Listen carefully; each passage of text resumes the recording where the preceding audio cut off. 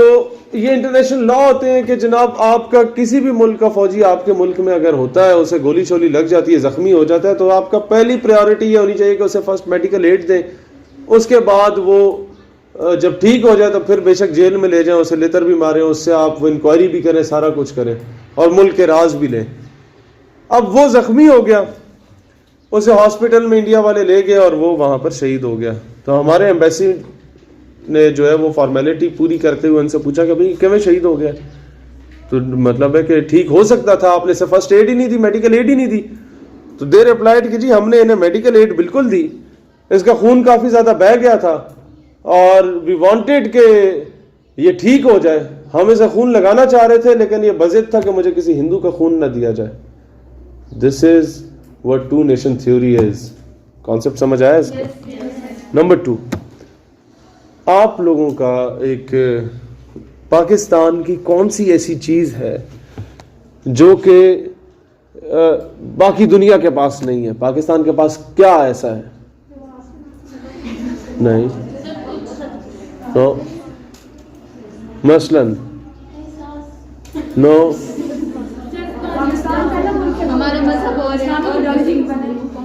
یہ بھی ٹھیک پوائنٹ ہے لیکن اسی سے ملی جلی ایک چیز ہے.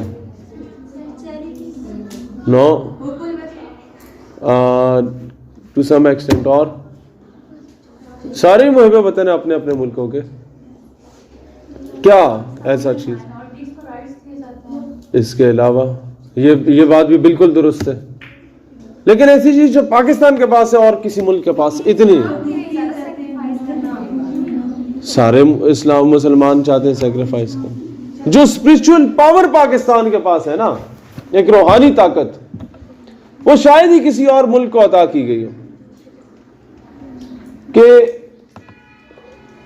آپ کا جو یہ ایک تو ایل او سی ہے نا جہاں بارڈ وار لگی ہوتی ہے, یہ انٹرنیشنل بارڈرز نہیں کہلاتے. جس علاقے پر پاکستان نے انڈیا سے کشمیر چھین لیا وہ پاکستان کے پاس ہے آزاد کشمیر.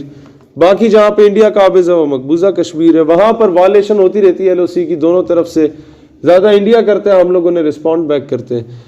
انٹرنیشنل بارڈر ہو گیا آپ کا چونڈا سیالکوٹ کا, پھر آپ کا یہ قصور کا علاقہ ہو گیا, تھرپارکر کا علاقہ ہو گیا, شکر گڑھ کا علاقہ ہو گیا, جہاں مطلب بارڈرز ڈیفائن کر دیے گئے ہیں کہ this is Pakistan and this is India. لیکن کچھ جگہوں پہ پھر بھی بارڈ وائر نہیں لگی ہوتی.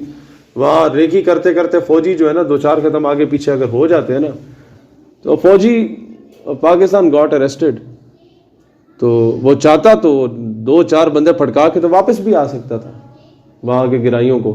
لیکن مسئلہ یہ تھا کہ وہ کیونکہ انٹرنیشنل بارڈر کی وائلیشن ہو جاتی, اس کے بعد انڈیا جو مرضی کرتا, لوگ وہ کلیم کر سکتے تھے کہ شروعات آپ نے کی ہے. تو اس جوان نے قربانی دے دی, عقل مندی دکھائی کہ پاکستان میں حرف نہ آئے. ہی گاٹ اریسٹڈ کہ صبح ایسے یونٹ کے حوالے کریں گے, ابھی ادھر لوکل ایک گھر میں باندھ دو, تو صبح یونٹ کے حوالے کرتے ہیں. ہوا کیا کہ وہاں یہ جس طرح کھڑکی بنی ہوئی ہے نا آپ کے کلاس روم میں, وہاں ایک کھڑکی بنی ہوئی تھی اس کمرے میں, تو ایک بوڑھی ماں آیا کرتی تھی اور اسے گھور کے دیکھا کرتی تھی اور پھر وہ چلی جاتی. دوبارہ آئی, گھور کے دیکھا, پھر چلی گئی. تیسری بار جب آئی نا, اس نے کہا ماں جی تو انو کی تکلیف ہے. اس نے کہا کہ جی ہم پاکستان اس لیے ہم نے بنایا تھا کہ تم یہاں اسمگلنگ کرو. اس پہ اسمگلنگ کا الزام لگا دیا تھا. اب انڈیا جھوٹ بولنے میں اتنی مہارت حاصل رکھتا ہے اور انڈیا کی عوام اسے مان بھی لیتی ہے کیونکہ ان کی نیچر میں یہ چیز ڈال دی گئی ہے. آپ کبھی بور ہو رہے ہو اور ٹائم نہ گزر رہا ہو تو آپ کے لیے بہترین ٹائم پاس کرنے کے لیے جو طریقہ کار ہے وہ یہ ہے کہ آپ انڈیا کے کسی نیوز چینل کو دیکھ لیا کریں. وہ ایک کبوتر پہ پورا دن خبریں چلانے کو تیار ہوتا ہے کہ پاکستان سے کبوتر آیا, اس کی آنکھ جو ہے وہ لال قلعے کی طرف تھی, دوسری آنکھ مودی کے گھر کی طرف تھی, تو ابھی اس نے مودی کو مار ہی دینا تھا کہ ہم نے کبوتر مار گرایا. اب ہوا کیا کہ آپ لوگوں کا خیر وہاں پر اس بزرگ جو خاتون تھی اس نے کہا ہم نے پاکستان اس لیے بنایا کہ تم یہ اسمگلنگ کرو. اب اس تک پیغام یہ پہنچا تھا اس طریقے سے. اس نے کہا ماں جی اول تو پاکستان آپ نے نہیں بنایا, آپ تو سکھوں کے گھر میں رہ رہی ہیں, آپ نے کیسے پاکستان بنا لی, اور دوسرا یہ کہ میں اسمگلر کوئی نہیں ہوں. اس نے کہا بیٹا مجھ جیسی لاکھوں خواتین ایسی ہیں at the time of partition جنہیں اغوا کر لیا گیا تھا, آج انہیں ہندو اور سکھوں کے گھر میں ہندو اور سکھ بن کے زبردستی رہنا پڑتا ہے. لیکن آج بھی جب میرے بچے بیمار ہوتے ہیں تو میں تسبیح پہ اول و آخر درود شریف پڑھ کے پاکستان پاکستان پاکستان کا ورد کر کے جب بچوں پہ پھونکتی ہوں تو اللہ تعالیٰ انہیں شفا عطا کرتا ہے. یہ ہے وہ اسپرچول پاور جو آپ کے ملک کے پاس ہے, جو کسی اور قوم خطے قبیلے کے پاس نہیں ہے. اب آتے ہیں آپ کا جو نظریہ پاکستان کا کانسیپٹ تھا اقبال کا اور قائد اعظم رحمت اللہ علیہ کا. بیٹا ایک ڈیبیٹ سٹارٹ ہوئی تھی جس میں اس وقت کے ہندوستان کے مسلمان دو حصوں میں تقسیم ہو گئے تھے. ایک حصہ وہ جو دور حاضر میں ہمارے حکمرانوں کا حصہ ہے, جو اس وقت انڈیا کے فیور میں تھے. وہی آئیڈیالوجی آج people who are at the helm of affairs وہ رکھتے ہیں. وہ آئیڈیالوجی کیا ہے؟ وہ یہ ہے کہ قوم وطن سے ہے, مذہب سے نہیں ہے. مختلف مذاہب کے لوگ جب اکٹھے ہو کے بیٹھتے ہیں تو قوم بن جاتی ہے. یہی آپ نے پڑھا ہے نا نصاب میں بھی, جو کہ سب جھوٹ ہے. اقبال کا کانسیپٹ تھا ان تازہ خداؤں میں بڑا سب سے وطن ہے. دور حاضر کے جو بت آپ بنا بیٹھے ہیں, سیاستدان بت سمجھتا ہے نا کرسی کو, اس کے پیچھے ساری زندگی لڑتا ہے, لوگوں کے راستے بند کرتا ہے, لوگوں کو جھوٹی FIR کٹواتا ہے, لوگوں پہ ظلم و زیادتی کرتا ہے. پیسہ ہم سب کا بت بن چکا ہے دور حاضر کا. تو ان تازہ خداؤں میں بڑا سب سے وطن ہے, جو پیرہن ہے اس کا وہ مذہب کا کفن ہے. جو اس کو اپنے اوپر مسلط کر دیتا ہے وہ گویا مذہب کا کفن بنا دیتا ہے, اسے قبر کے حوالے کر دیتا ہے. تو لوگوں نے کہا اقبال اسے مزید ایلیبوریٹ کریں. وہ مزید ایلیبوریٹ کیا گیا تو سمجھ آئی. اقبال کہتا ہے بتانے رنگ و خون کو توڑ کر ملت میں گم ہو جا, نہ تو رانی رہے باقی نہ ایرانی نہ افغانی. اچھا جب کوئی قوم نہ رہے پھر کیا, پھر ہماری آئیڈینٹی کیا ہے؟ اقبال نے جواب دیا بازو تیرا توحید کی قوت سے قوی ہے, اسلام تیرا دیس ہے تو مصطفی ہے. کہ تمہارا ملک اگر کوئی ہے تو وہ اسلام ہے, اور تمہاری ذات پات اگر کچھ ہے تو وہ خان ملک چودھری نہیں ہے, وہ مصطفی ہونا ہے. اب سمجھ آئیے اس کانسیپٹ کا. اب لوگوں نے کہا کہ یار نہیں, یہ غلط کہہ رہا ہے. اصل بات تو یہ ہے کہ ہمارے ساتھ والے گھر میں ہندو رہتا ہے, وہ اس زمین پہ پلا بڑا, اسے زمین سے محبت ہے, اور میں اس زمین پہ پلا بڑا, تو ہمیں اس وجہ سے ایک دوسرے سے محبت ہے, ہم اکٹھے رہ سکتے ہیں. ہمارا رہن سہن ایک جیسا ہو گیا, ہماری زبان ایک جیسی ہو گئی, ہمارا اٹھنا بیٹھنا ایک دوسرے کے ساتھ ہے. اب ایک اور زبان بولنے والا, دنیا کے دوسرے نکڑ میں رہنے والا جو مسلمان ہے, وہ کس طرح ہمارا آ کے بھائی بن سکتا ہے؟ وہ ہماری قوم کا حصہ کیسے ہو سکتا ہے؟ ٹھیک ہے مسلمان ہوگا, لیکن دوسرے علاقے میں رہتا ہے, دوسرے ملک میں رہتا ہے, اس میں اور ہم میں اتنی چیزیں مشترکہ نہیں ہیں. یہی کانسیپٹ ہے جو پاکستان اور افغانستان کے مسلمان کو لڑوا دیتا ہے آپس میں. اب سمجھ آئیے, یہی کانسیپٹ ہے جو سعودی اور یمن کو آپس میں لڑوا دیتا ہے, عراق ایران کو لڑوا دیتا ہے, عراق اور کویت کو لڑوا دیتا ہے آپس میں. اب کیا ہے, اقبال کو یہ جب سوال کیا گیا, مسلمان اس بات سے کنونس ہونا شروع ہو گیا کہ یار یہ لوگ صحیح ٹھیک کہہ رہے ہیں. اقبال نے جواب میں کیا کہا کہ صہیب رومی روم سے اٹھ کے آئے, بلال حبشی حبشہ سے اٹھ کے آئے, سلمان فارسی فارس سے اٹھ کے آئے, اور عرب میں رہنے والے عربی صحابہ کرام کے بھائی بن گئے. یہ سارے دوسرے علاقوں سے اٹھ کے آنے والے, حبشہ, فارس, روم سے. ابو جہل اور ابو لہب اسی قوم, خطے, قبیلے, انہی خاندان کے صحابہ کے بھائی نہیں بن سکے. تو تب جا کے ثابت ہوا کہ قوم مذہب سے ہے, مذہب جو نہیں تم بھی نہیں, جذب باہم جو نہیں محفل انجم بھی نہیں. اب سمجھ آیا یہ کانسیپٹ کہ قوم جو ہے وہ مذہب سے ہے. اب ایک اور سوال پیدا ہوتا ہے کہ یار اقبال, ایک طرف آپ یہ کہتے ہیں کہ چین و عرب ہمارا, ہندوستان ہمارا, مسلم ہے ہم, وطن ہے سارا جہاں ہمارا, کہ ساری دنیا تہاڈی ہے, اللہ دی زمین ہے, اس تے اللہ دا قانون ہے, تو ساری زندگی آپ کے لیے, دنیا آپ کے لیے مسجد بنا دی گئی, وہاں آپ جائیں نماز جہاں مرضی رکھے نماز پڑھے, اللہ کے آگے سجدہ ریزو. پھر 1.5 انچ کی مسجد پاکستان بنانے کی کیا تک بنتی ہے؟ اب اس, اور یہ بھی کانٹرڈکشن آنا شروع ہو گئی کہ بھی ایک طرف اقبال کہتا ہے کہ مسلمان باؤنڈریز کا محتاج نہیں ہے, پوری دنیا مسلمانوں کی ہے, اور دوسری طرف یہ بھی کہتا ہے کہ جی شمال مغرب میں ایک علیحدہ ریاست بھی ہونی چاہیے مسلمانوں کے لیے, اور وہ قائد اعظم بھی اس چیز کو انڈورس کر رہے ہیں, سر سید نے بھی یہ کانسیپٹ پہلے دے دیا تھا.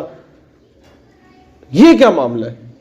تو اس کا جواب قائد اعظم نے کچھ یوں دیا کہ there should be a separate homeland for the Muslims in the subcontinent, جہاں پہ مسلمان اپنے Islamic values, norms, traditions, culture اور سب سے بڑھ کے گورننس کے سسٹم کو پریکٹیکلی امپلیمنٹ کر سکے, اور جہاں پر ایک ایسا ماڈل دنیا کے سامنے لا سکے کہ یہ اسلام ہے, وہ اسلام نہیں ہے جو سلطنت عثمانیہ کے زوال کے بعد ترکوں نے حال کیا. اس کا مصطفیٰ کمال اتاترک نے, ناٹ ترکوں نے. ترک ہماری طرح بہت عشق رکھنے والی قوم ہے حضور علیہ السلام سے. پھر نہ یہ وہ اسلام ہے جس کا مغلوں نے اینڈ ٹائم پہ حال کر دیا دین الہی کو لانچ کر کے, اور یہ مغل بادشاہ میں کئی اس طرح کی خرافات آ گئیں. پھر اس سے پہلے ماضی میں کردوغلو اور سعد الدین کوپیک تو ہر جگہ پائے جاتے تھے نا, غداریاں کرنے والے اور آپس میں لڑنے والے, اور پھر حکومتیں ہتھیار لینے والے, اور حکومت کی خاطر مسلمان کا قتل کرنے لگ گیا. تو لوگ کہیں اس نظام کو اسلامی نظام نہ سمجھ بیٹھے, اور اسلامی نظام کو اتنا کانٹروورسیز اور متنازع بنانے کی کوشش کی گئی تاریخ کے وہ اوراق سامنے لا کے. قائد اعظم کہتے ہیں کہ ایسا نظام آنا چاہیے ایسی ریاست میں جو دنیا کو, کیونکہ اس وقت اس دور میں 40s کی دہائی میں کہیں پر بھی اسلام پریکٹس نہیں ہو رہا تھا as a religion of state, جو صحیح معنوں میں امپلیمنٹ ہو رہا ہو پورے اسلام کے قواعد و ضوابط کے مطابق.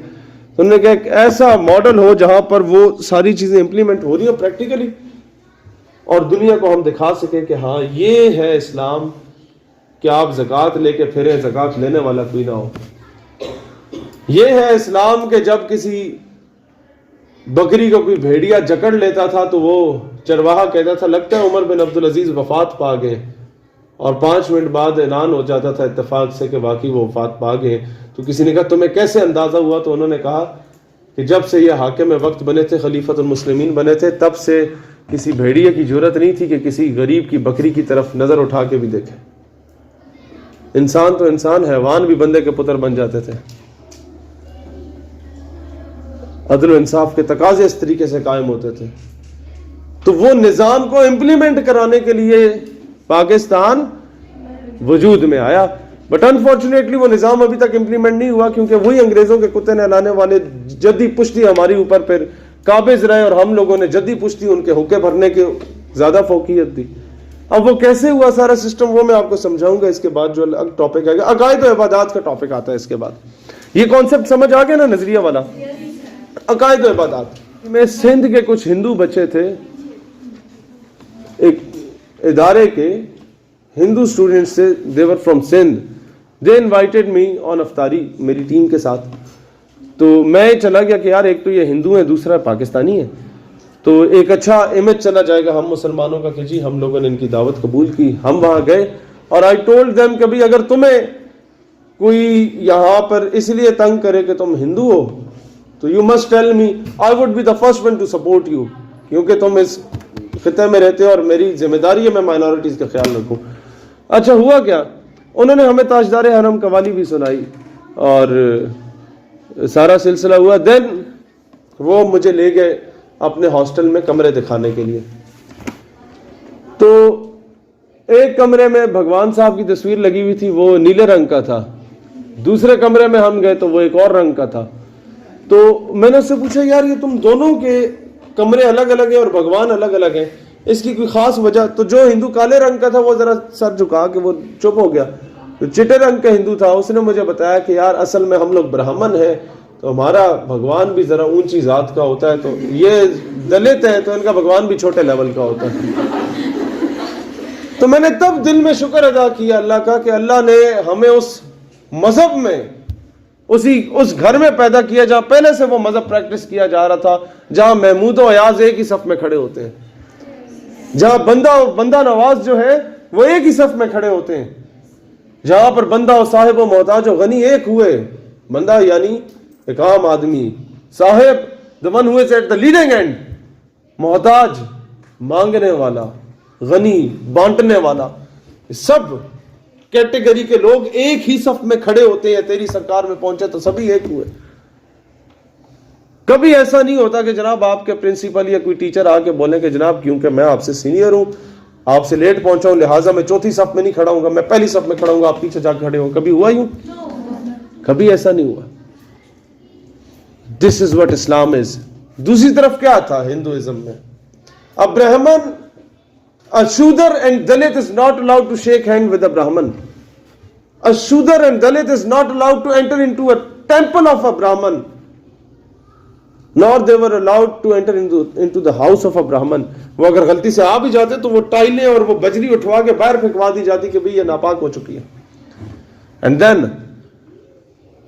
کوئی گیتا پڑھتے ہوئے برہمن کو اگر سن لے دلت یا شودر تو اس کے کانوں میں سیسا پگھلا کے ڈالا جاتا تھا. اور پھر کوئی دلت پیدا ہوتا تھا تو بچپن سے ہی اس کے سر کے بال کٹوا کے گنجا کر کے اس کے منہ پہ, ماتھے پہ اور سر پہ اور پورے جسم پہ ٹیٹوز بنائی جاتے تھے کہ دور سے آئے تو پہچانا جائے تو آپ اپنا راہ الگ کر دیں. اسلام میں کیا ہے؟ کالے کو گورے پہ, گورے کو کالے پہ, عربی کو اجمی پہ, اجمی کو عربی پہ کوئی فوقیت حاصل نہیں. The better among you is the one جس کے پاس تقویٰ ہو, دا ون ہو از متقی اینڈ پرہیزگار. Got my point. اب آتے ہیں یہ جمہوری اقدار کے فروغ میں بھی یہی چیز ہے کہ آپ برابری کی سطح پہ بات کریں, کسی کے ساتھ زیادتی نہ ہو, اونچ نیچ کا مسئلہ نہ ہو, اور معاشرتی عدل و انصاف مساوات کا معاملہ بھی ہے. شہریوں کے حقوق و فرائض میں آتے ہیں تو سب سے پہلی بات یہ ہے کہ آپ کے شہریوں کے حقوق کیا ہیں. نمبر 1, ان کی ہیلتھ فیسلٹی انہیں دی جائے, ان کے بیسک رائٹس انہیں دیے جائیں جو ان کا حق بنتا ہے, ان کو میڈیکل فیسلٹی دی جائے, ان کی تعلیم کی فیسلٹی میٹرک تک آپ فری کر دیں, گورنمنٹ سکولز بنا دیں. نمبر 2, شہریوں کے فرائض کیا ہیں جو ریاست کے حق ہیں کہ شہری جو ہے وہ بندے کا پتر بن کے ٹیکس ادا کرے تاکہ ریاست کو قرضے نہ لینے پڑے.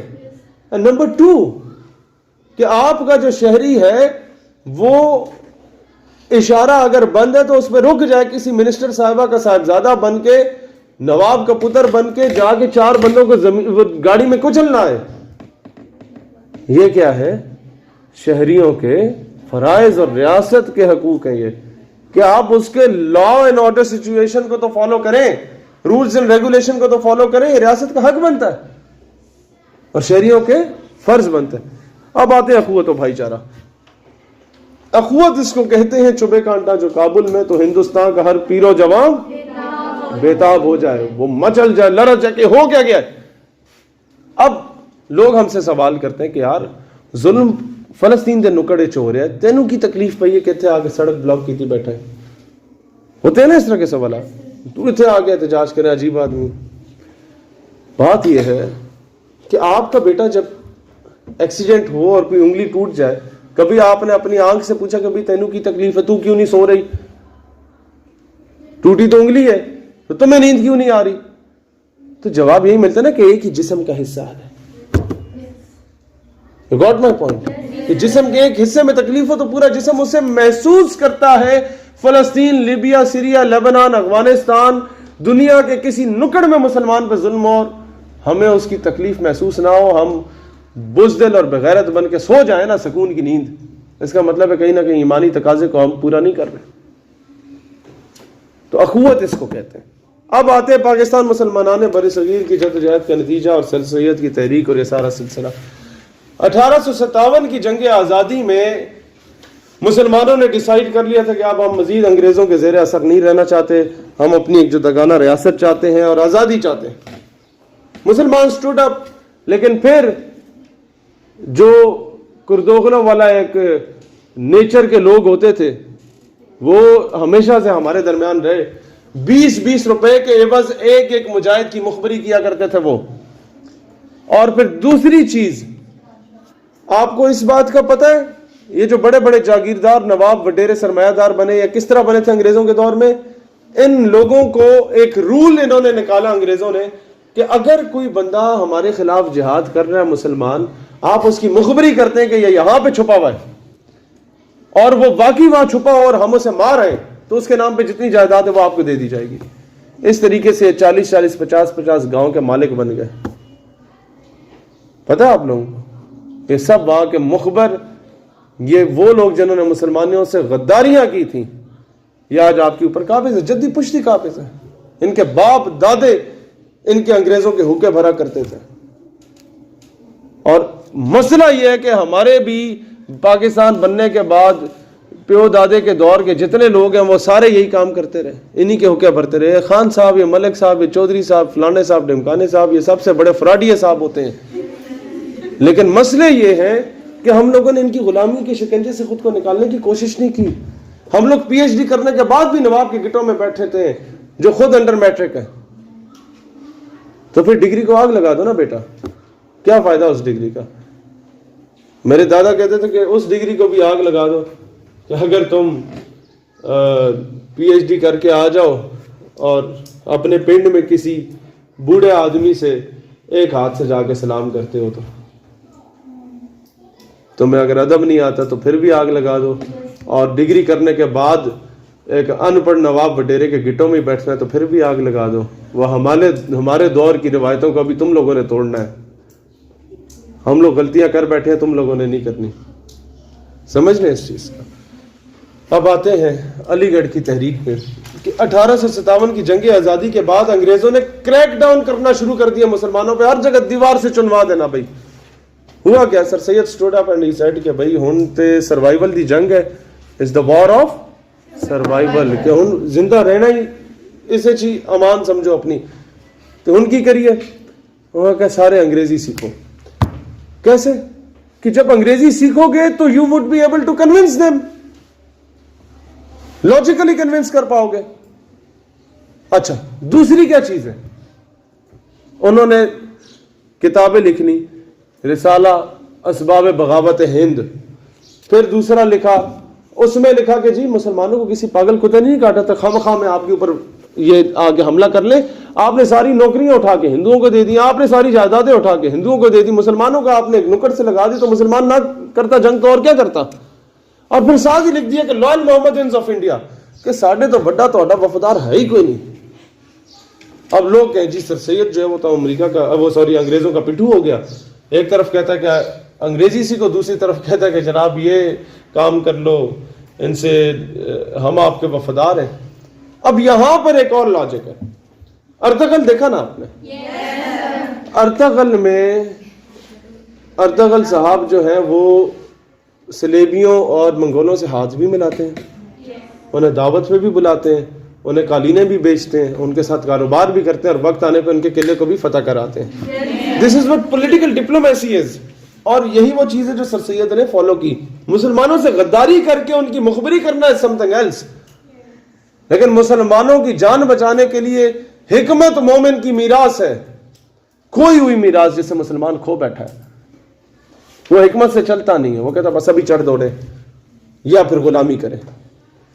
حکمت سے چلو تو آپ لوگ ہر چیز کو وقت آنے کے ساتھ ساتھ, جس طرح یہودیوں نے غلامی میں رہے 1001 سال, اس کے بعد انہوں نے جناب حکمت عملی کے ساتھ چلتے چلتے پوری دنیا کی اکانومی اور پوری دنیا کے میڈیا پہ قبضہ کر لیا. اب وہی اچھا ہے جو میڈیا اچھا بتاتا ہے.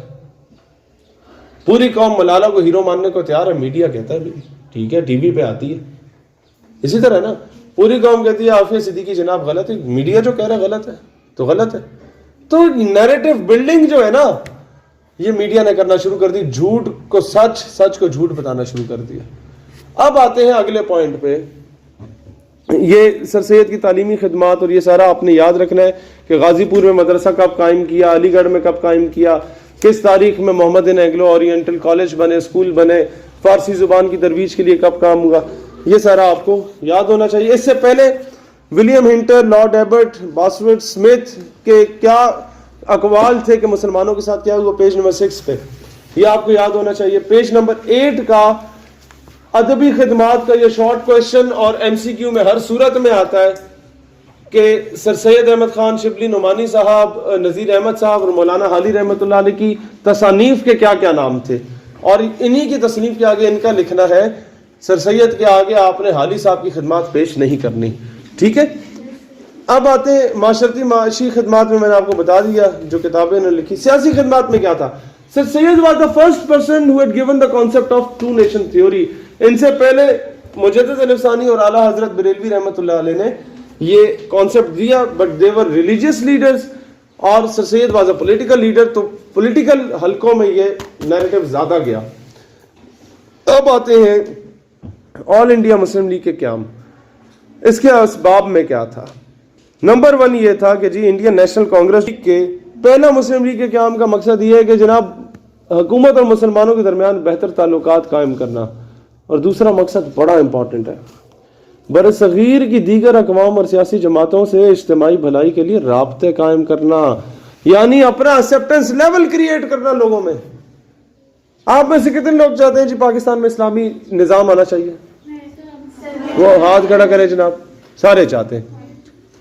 اسی طریقے سے ساری قوم چاہتی ہے کہ اسلامی نظام ہے, لیکن آتا نہیں ہے. کیوں؟ ہر 2-2.5 سال بعد نئی مذہبی جماعت بنتی ہے, اور ہر مولوی دوسرے مولوی کو کیا بولتا ہے؟ برا یا کافر بولتا ہے. ایک مسلک کا مولوی دوسرے اپنے ہی مسلک کے مولوی کے پیچھے نماز پڑھنے کو تیار نہیں ہوتا. جب یہ ساری چیزیں آتی ہیں پاکستان میں اسلامی انقلاب یا اسلامی نظام کیوں نہیں آیا؟ نمبر 1 یہ لبرل طبقہ, اس کی وجہ سے کہ یہ ہر ادارے میں گھسا ہوا ہے, قادیانیوں کا کچھ رول ہے بیچ میں, اور دوسرا سب سے بڑا رول ہمارے اپنے ہی مذہبی طبقے کا ہے کہ یہ ایک دوسرے کو ایکسپٹ کرنے کے لیے تیار ہی نہیں ہے. آپ نے نظام چینج کرنا ہے بیٹا. پاکستان میں جمہوری نظام ہے, جمہوریت کے تحت اگر آپ نے گورننس کے سسٹم میں آنا تو کیسے آئیں گے؟ میجورٹی از اتھارٹی, یعنی زیادہ ووٹ ملیں گے تو آئیں گے. تو وہ کیسے آئیں گے جب آپ سب کو غلط بولیں گے؟ اس کا طریقہ کیا ہے کہ you must have a acceptance level at each and every platform.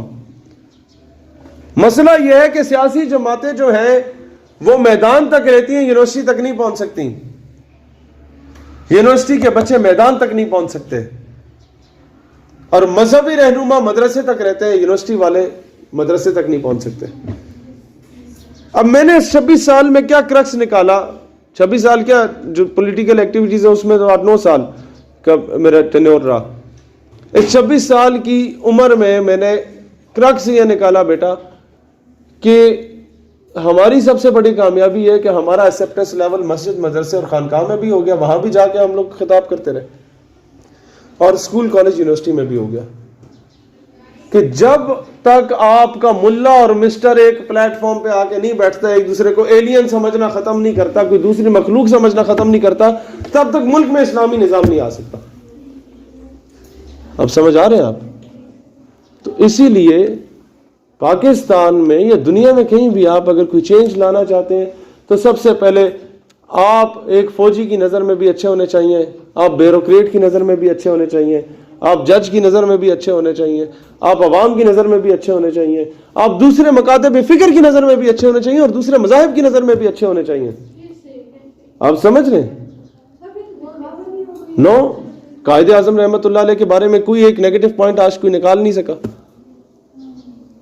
Even Hindus were against them, لیکن کوئی نیگیٹو پوائنٹ نہیں نکال سکا. آپ اپنا ویک پوائنٹ نہ دیں نا. نظریے پہ میں نے کبھی کمپرومائز نہیں کیا, لیکن میں نے کیا قائد کی چیز کو فالو کیا کہ کوشش کی ہے کہ کم سے کم ویک پوائنٹ دیے جائیں, کہ آپ کے دشمن کو موقع نہیں ملے کہ آپ کے کریکٹر پہ کسی قسم کا وار کرے.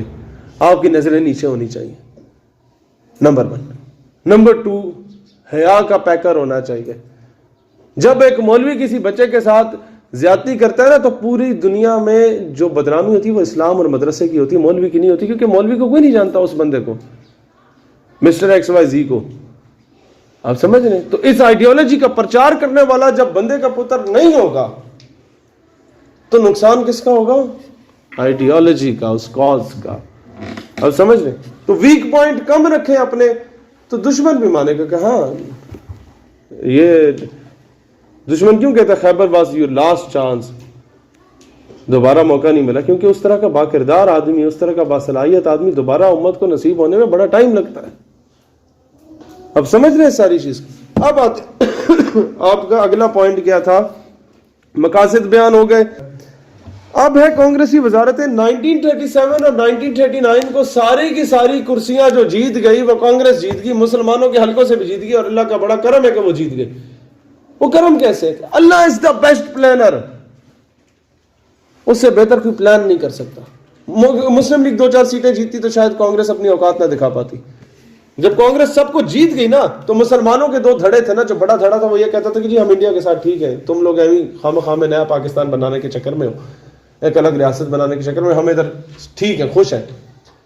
اب کانگریس جیت گئی, اسے موقع مل گیا اپنی اصلیت دکھانے کا. اس نے جناب مسلمانوں کو زد و کوب کرنا شروع کیا, معصوم بچوں عورتوں کے ساتھ زیادتی کرنا شروع کر دی. ہم سے ہماری جائیدادیں زمینیں سب کچھ چھین لی گئی, مسلمانوں کے سرکاری نوکریوں سے ہٹا دیا گیا, جو کسی کو اچھے معزز شہری کو الاؤنس ملا کرتا تھا وہ رک گیا. مسلمان میں سے اکثریت کی یہ عادت ہے ہم لوگوں میں آج کل کے دور میں کہ جب تک ہمیں لتر نہیں پڑے ہم بندے کے پتر بنتے نہیں ہیں, ہمیں قدر نہیں آتی. جب تک بندہ مر نہیں جاتا تب تک ہم ٹرک کے پیچھے اس کی تصویر لگانے کو تیار نہیں ہوتے, یا اس کی تصویر اپنی پروفائل پکچر لگانے کو تیار نہیں ہوتے. یہ ہماری نیچر ہے. اب آتے ہیں اسلامی نظام کا قیام, کہ ایک ایسی ریاست جہاں پر اسلام کو پریکٹس کیا جا سکے. اب آتے ہیں قرارداد پاکستان, اس میں کیا تھا. علامہ اقبال رحمۃ اللہ علیہ نے 1930 کو آپ کے الہ آباد کے خطبے میں بتا دیا پاکستان کے بارے میں. چودھری رحمت علی نے جناب رسالہ لکھا 1933 میں, نا اور نیور, ابھی نہیں تو کبھی نہیں, اور مفت میں تقسیم کیا. یہ جو ہم نے نظریات کے نام سے کتاب لکھ کے مفت میں تقسیم کی تھی نا, اس کی وجہ یہ تھی کہ ہم نے چودھری رحمت علی کا یہ کانسیپٹ جو ہے وہ کاپی کیا کہ یار اس کانسیپٹ کے تحت ہم نوجوانوں کو سنڈریلا یا مسچف سے اٹھا کے صلاح الدین ایوبی یا نور الدین زنگی تک لا سکتے ہیں. لیکن پھر ہم نے یہ دیکھا کہ یار یہ کتاب بیچی نہیں جا سکتی کہ قوم اتنی بڑی نواب ہے کہ یہ 20-30 روپے کا خرچہ نہیں کرے گی, تو انہیں مفت دے دو. مفت دیا تو قوم پھر بھی اتنی بڑی نواب تھی کہ انہوں نے کتابیں اٹھا کے گھر میں رکھ دی. لیکن ہم نے یہ کام جاری رکھا. اس کی وجہ کیا تھی؟ میں اپنے گاؤں میں بھی جاتا تھا نا, جو سفید قمیض پہن کے بچے نہیں جا رہے تھے چھوٹے چھوٹے گورنمنٹ اسکولوں کے, ان کو کتابیں دو تو خوشی خوشی 2-3 لے لیتے تھے.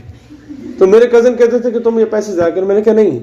کہتے یہ پڑھیں گے نہیں, یہ ABC پڑھنے والے بچے ہیں, انہیں کتابیں کس طرح پڑھیں گے. میں نے کہا نہیں, یہ گھر لے کے جائیں گے, ان کے ماں باپ پڑھیں گے, ان کے چاچے مامے تائے پڑھیں گے, دادا دادی پڑھیں گے. لٹریچر کبھی بھی ضائع نہیں ہوتا, یہ نسلیں سنوار دیتا ہے. اب آتے ہیں تیسرا پوائنٹ آپ کا تھا 1938 میں سندھ مسلم لیگ نے اعلان کر دیا جی علیحدہ ریاست کے سالانہ اجلاس میں. قائد اعظم نے ایک بڑی کام کی بات کی.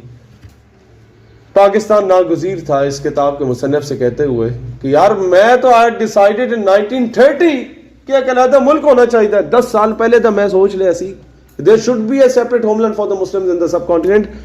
لیکن میں دسیا نہیں سی. Why? کہ مجھے پتا تھا یہ قوم وہ قوم ہوگی ہے کہ یہ قیمے والے نان پہ ضمیر بیچے گی. اسے بریانی کی پلیٹ دکھاؤ تو اس کے بڑے بڑے نواب وڈیرے پھر دم ہلاتے ہوئے اسی ہڈی کے پیچھے بھاگیں گے. اسے سارے زندگی نظریہ دے دو لیکن اس کی 2 ٹکے کی گلی پکی کرا دو, یہ پھر نظریہ بیچنے کو تیار ہو جائیں گے. ان کو پڑھے نا کانگریس کے لتر, انہیں پڑھے ٹھڈے. یہ آئے اپنی حیثیت پہ, پھر یہ آگے چرنوں میں بیٹھ کے قائد اعظم کہ بابا جی تسی صحیح کہندے سو, ہن دسو کی کری. انہوں نے کہا ہن پاکستان, دس از the last solution. تو جب تک ان کے سر پہ نہیں آتی ہم لوگ ماننے کو تیار نہیں ہوتے. یہ ہماری ایک شرست میں شامل ہے. تو قائد اعظم نے یہی کہا کہ پہلے میں ایک مائنڈ سیٹ بنانے کے لیے بیٹھا ہوا تھا اس قوم کے کہ قوم تیار ہو جائے. قائد اعظم تو پالیٹکس چھوڑ کے چلے گئے تھے انگلینڈ, ناراض ہو گئے کہ یار نہیں, یہ ہندو جو ہے وہ ہمارے سے سنسیئر نہیں, اور مسلمان جو ہے یہ بندے کے پتر بننے کو تیار نہیں ہے, یہ مخبریاں کر آتے ہیں. ہماری کانفرنس میں رات کو بات ہوتی تھی صبح, اس سے پہلے کہ ہم اسے لیک آؤٹ کریں کوئی بات کو یا عوام کے سامنے لائیں, انگریزوں کو ہم سے پہلے پتا ہوتا تھا کانفرنس میں کیا ہوا ہے. He left politics. پھر اقبال نے بار بار ان کو کہا کہ نہیں یار تمہاری ضرورت ہے.